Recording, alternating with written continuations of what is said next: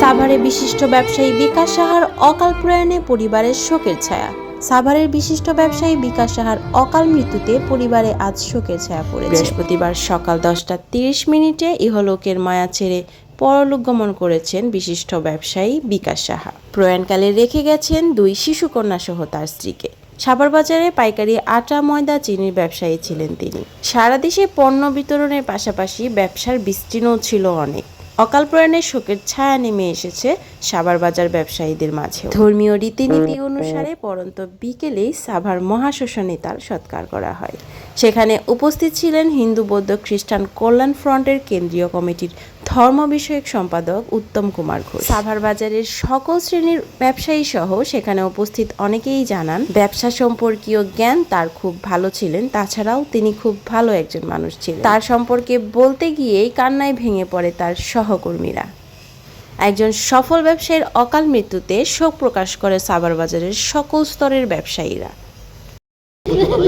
এবং এই তরুণ ব্যবসায়ী আজকে আপনারা সবাই, বিশেষ করে ওর আত্মার জন্য যেন আমরা শান্তি কামনা করি, ওর পরিবার এবং ওর সন্তানের জন্য আমরা ঠাকুরের কাছে আশীর্বাদ চাই এবং ঠাকুর যেন পূজা করে ওর সন্তান নিয়ে ওর পরিবার যেন ভালো থাকে। এবং সামনের দিনে আমরা সাভারের সকল মানুষ, সকল হিন্দু সম্প্রদায়ের লোক এই পরিবারের পাশে যেন আমরা থাকি এবং যে কোনো অসুবিধা আমরা যেন সবসময় সাথে থাকি। ঠাকুরের স্বর্গবাসী করুক, আমরা বিকাশ আত্মার শান্তি কামনা করি। সকলে আমরা ভালো থাকি, সুস্থ থাকি, ওর জন্য সবাই আশীর্বাদ করি। সাভারবাসী, সাভার ব্যবসায়ীদের জন্য অত্যন্ত দিন, অত্যন্ত একটা মর্মান্তিক। এখানে যখনই তার কাছে গেছে তখনই তাকে সে সুষ্ঠু সুন্দরভাবে তাকে একটা কিছু দিয়ে বিদায় দেয়। আজ উনি আমাদের থেকে ছেড়ে চলে গেলেন। আমরা অত্যন্ত ভারাক্রান্ত মন, আমাদের সমস্ত সাভারবাসী অত্যন্ত ভারাক্রান্ত মন নিয়ে আমরা শ্মশানে এসেছি। কিছুক্ষণের ভিতরে আমরা তার সৎকার করবো। যার সাথে দেখা, গত পরশু দেখা, এত আলাপ আলোচনা, সেই মানুষটা আমি মেনে নিতে পারি। আমি ওইখান থেকে আসি ঠিক 2টার সময় বাসি। মানে এই ছেলেটা এমন কোনো মন্দির আমাদের এলাকায় নাই। সুখে দুঃখে যে কোনো সম্প্রদায়ের মানুষ ওর কাছে চুপ করে বলতে পারলেই সে কোনো না কোনোভাবে তাকে সহযোগিতা করে, কিছু না কিছু দিয়ে বিদায় করে। এটা ওর ধর্ম ছিল। মানুষের জন্য যে কাজ করছে, একজন প্রতিষ্ঠিত ব্যবসায়ী, তরুণ একজন প্রতিষ্ঠিত ব্যবসায়ী। আমরা কিছু বলো না, সাভার বাসী আমরা ব্যবসায় রত্ন হারাই। আমরা চাই যে ওর আপনার জন্য সুন্দর, ওর পরিবারের জন্য আপনার সবাই আশীর্বাদ করবেন।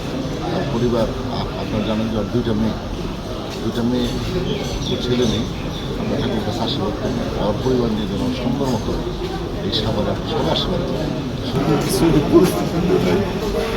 আমার ভাইয়ের মতোই, ছোটো ভাইয়ের মতো আমাকে দাদা বলে সবসময় ওর থেকে এমনি কোনো আমি কোনো খারাপ আচরণ পাইনি। কিন্তু সূক্ষ্ম মানে ব্যবসায়িক দিক দিয়ে আমার মামা উত্তম দা এবং এই সুভাষবাবু বললেন ও ব্যবসা বুঝত এবং সেই জন্যই ওর সাথে আমরা পার্টনারশিপে গেছি যে আমরা ব্যবসা উন্নত হয়েছি। এখন মানুষ চিরদিন একসাথে থাকে না, সে স্বর্গবাসী হোক। আমি চাই তার পরিবার যেন সুস্থভাবে চলতে পারে, সেটাই। আমিও তাদের পাশে আছি। আমার জন্য সবাই দোয়া করবেন, আশীর্বাদ করবেন। আমরা যেন বিকাশের ইয়েতে কোনোভাবেই মাইনে নিতে পারতেছি না।